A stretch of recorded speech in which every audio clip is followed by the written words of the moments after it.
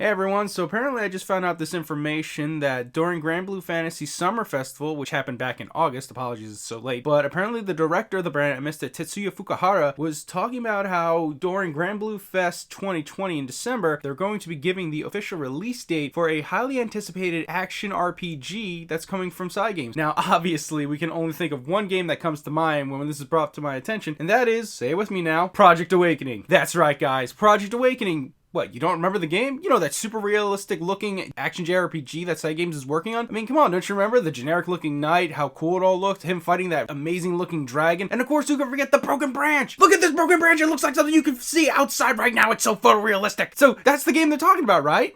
Right? No? Am I the only one who thinks that? No?